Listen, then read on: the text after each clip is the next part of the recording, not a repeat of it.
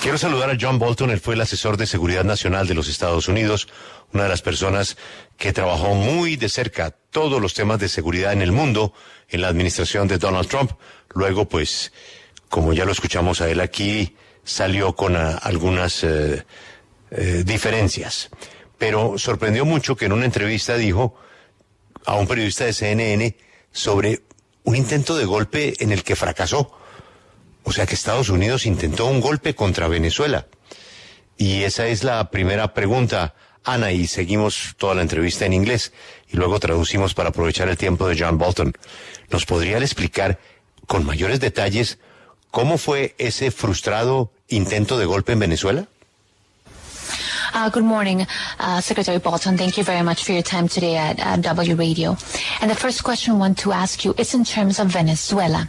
And, there's been a lot of speculation about some comments you've made about a possible coup that you perhaps you helped orchestrate. And the question would be, how did that failed coup happen in Venezuela, and what was the U.S. involvement in it? Right. Well, the Venezuelan opposition really was the leading actor right on through, and it was a great tragedy that in the early months of 2019, their effort to overthrow the Maduro dictatorship failed. I just think it's important to be realistic in the United States or anywhere else to discuss what, in fact, people are doing. And it was clearly the declared policy of the United States that Maduro should be replaced by Juan Guaido. We considered him the legitimate president of Venezuela, according to the Venezuelans' own constitution, written by Hugo Chavez during his regime.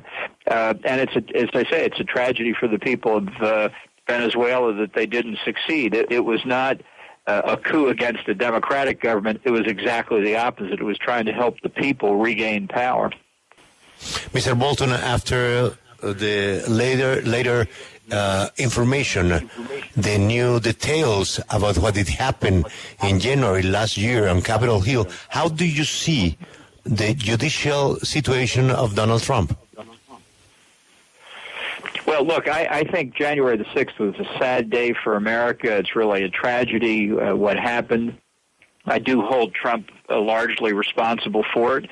And I think that the hearings that have been going on in Washington, the new information that's coming out, I think are reducing the chances that he can have a successful return to politics. My personal opinion is that he will not run in 2024.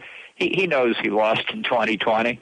He's been told that many times, and I think he fears losing in 2024. So since he doesn't want to go down in history as a loser, he'll find a pretext not to run. He may try to become a kingmaker in the 2024 Republican nomination process, but at the end of the day, I don't think he will run for the nomination to be president. And if it's not be Donald Trump, who do you think will be?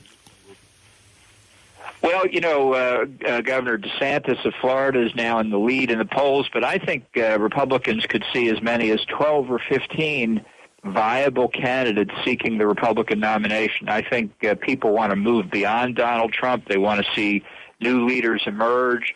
The problems that the citizens face in their daily lives, the problem of inflation as the most important. They want to hear from politicians who are going to propose how to solve that problem. Donald Trump is not one of those. All he wants to do is talk about the 2020 election. And I think the American people, most of them already have moved past that, and the rest will hear with increasing speed. And finally, I have to ask you about the today's situation of President Biden. He is having serious problems in the today's poll, and he insists and he wants to run. But do you think because inflation, economic problems, and because his age, he will run, or will be the time for Kamala? Well, Well, I don't think President Biden will run for re-election either. I don't think in November of 2024, I don't think either he or Donald Trump's name will be on the ballot in the United States.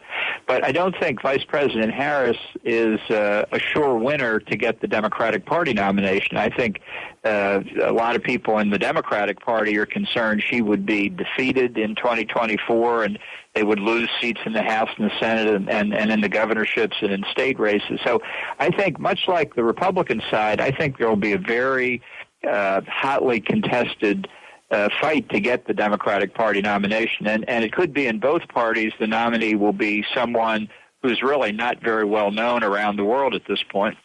También sobre lo que pasó en el Capitolio y la situación judicial del expresidente ahora Donald Trump. Dice que enero 6 es un día muy triste para los Estados Unidos. Es una tragedia lo que pasó. Trump, él espera que asuma su responsabilidad por lo que ocurrió el día de esta revuelta en el Capitolio. Nos dice que toda la información que ha salido en la audiencia está reduciendo el chance de que Donald Trump pueda volver a la política. Nos dice que él no cree que en 2024 se vuelva a lanzar como candidato presidencial republicano, porque en 2020 él sabe que perdió. Le han dicho que perdió en 2020 y en 2024 él teme que va a volver a perder y no quiere pasar a la historia como ese presidente que perdió las elecciones en 2 ocasiones. Así que él cree que él no va a ser candidato en la presidencia en 2024. Si no es Donald Trump, ¿quién sería? Pues nos dice que DeSantis de la Florida está liderando las encuestas, pero van a haber de 12 a 15 candidatos republicanos buscando esa nominación, porque los republicanos quieren un líder más allá de Trump, quieren el surgimiento de nuevos líderes. Quieren un líder que en verdad vaya a atacar esos problemas de la ciudadanía como la inflación y políticos que vayan a resolver eso. Trump no va a resolver eso porque solo habla de las elecciones del pasado, del 2020, y ya los estadounidenses pasaron ese capítulo. Sobre la situación de Biden ahora, los problemas de las encuestas de hoy, él insiste en lanzarse a la presidencia en 2024, muchos problemas de economía, de inflación, y pues si la edad va a ser un problema para esa reelección o si va a ser Kamala la candidata, le preguntaba Julio. Dice que no cree que Biden vaya a lanzarse en noviembre de 2024, así como Donald Trump tampoco lo hará. Nos dice que la vicepresidenta Harris no cree que sea la ganadora de esa nominación demócrata. Va a haber una nominación muy peleada entre candidatos demócratas y no cree que vaya a ser Harris esa candidata obvia, porque temen los demócratas también que vaya a perder y también sillas en el Senado.